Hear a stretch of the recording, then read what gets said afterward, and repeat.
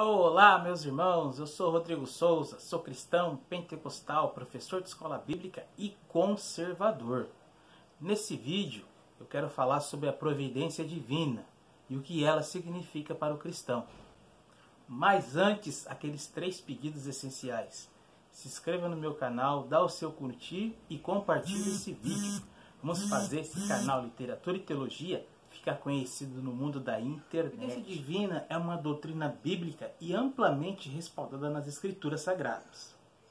Ao terminar de ler o capítulo 12 desse livro, que fala sobre a providência divina, eu senti no coração de falar algumas coisas sobre ela. Primeiramente, a providência divina é uma doutrina bíblica, então de profunda importância para o cristão, e é necessário nós, como servos de Deus, se aprofundarmos ainda mais sobre esse tema bastante bíblico, verdadeiro e necessário para a igreja moderna. A providência divina, para nós, o guia, a proteção que Deus dá para os crentes e aqueles livramentos, costumeiramente, que nós chamamos de testemunho. Que Deus, no momento certo e na hora certa, e dentro da sua soberania, vai nos livrar do mal.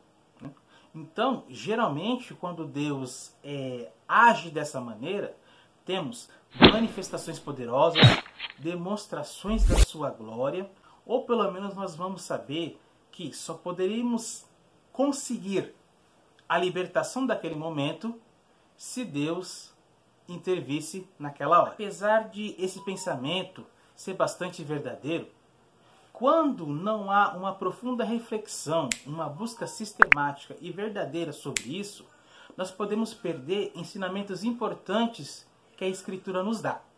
Se você avaliar Marcos capítulo 9, do versículo 2 ao versículo 8, podemos entender a providência divina de algumas maneiras. Mendes vai dizer, no capítulo 12 desse livro, do Poder do Espírito, ele vai dizer que, baseado nesse episódio da Transfiguração e no livro de Marcos, ele vai dizer que o Evangelho de Marcos ele é descrito como as trapalhadas e os devaneios do apóstolo Pedro e dos discípulos. Nesse episódio da Transfiguração, Jesus leva os seus amigos mais íntimos ao topo da montanha e acontece algo sobrenatural. O corpo de Jesus fica glorificado, com vestes resplandecentes. Pedro e os discípulos conseguem contemplar com seus próprios olhos Jesus de forma gloriosa, Elias e Moisés. O que acontece é que depois dessa manifestação poderosa, Pedro não consegue falar coisa com coisa, ou ele mesmo não estava dentro do seu juízo. Acontece que depois de um relance, de um momento, aquela visão de glória desaparece. Então, Robert Mendes, nesse livro, ele vai fazer algumas considerações. Ele vai mostrar sobre a visão de Pedro, que é a visão da montanha, e a visão de Jesus, que é a visão do vale. Jesus sempre foi sincero no seu discipulado. O discipulado de Jesus é um discipulado de ordem, de verdade. Jesus convocou aqueles discípulos para serem seguidores dele e que ele, através deles, iria formar a igreja verdadeira que iria abençoar essa terra. Os discípulos, dessa forma, então, aprenderam durante 3 anos e meio esses ensinamentos de Jesus e depois que Jesus é assunto ao céu, ressuscitado, morto, por fim, eles colocam em prática todos os ensinamentos de Jesus. Então, os discípulos sabem que aquilo é uma ordem. E como ordem, Jesus sempre foi sincero nos seus ensinamentos e no chamado para eles. Então, a visão de Pedro é uma visão limitada, do ponto de vista menor, e ao mesmo tempo egoísta. Pedro se prende naquele momento em que ele vê uma fagulha da glória de Deus, uma pequena demonstração do poder sobrenatural do divino. E ele sente uma presença tão gostosa e tão maravilhosa que ele tem vontade de acampar naquele lugar.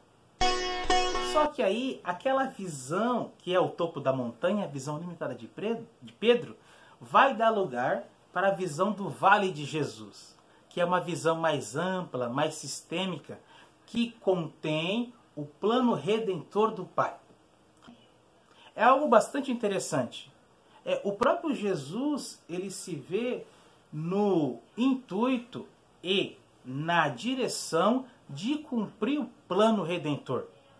Então, daquele momento em diante, que a visão do vale fica mais nítida, os discípulos passaram por muitas coisas, ou seja, a crucificação, a humilhação de Cristo, a ressurreição, vários ensinamentos, e eles entenderam o seu chamado, conforme Lucas capítulo 24, versículo 42.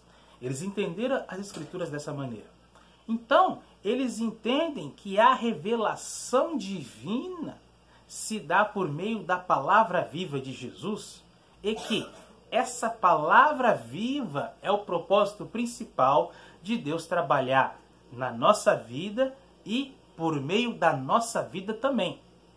Por meio da nossa vida, nós vamos ser instrumentos das mãos do Todo-Poderoso para fazer aquilo que lhe apraz. Então, a visão do Vale de Cristo é a visão que tem que dar lugar na nossa vida à visão do topo da montanha. Pedro é semelhante a nós. Pedro cometeu os mesmos erros que nós cometemos. Quem vai dizer que Pedro estava errado ao sentir aquela sensação de glória e preferir ficar com aqueles 3 seres quase que angelicais, podemos dizer assim? Não. Se fosse nós, também seríamos assim.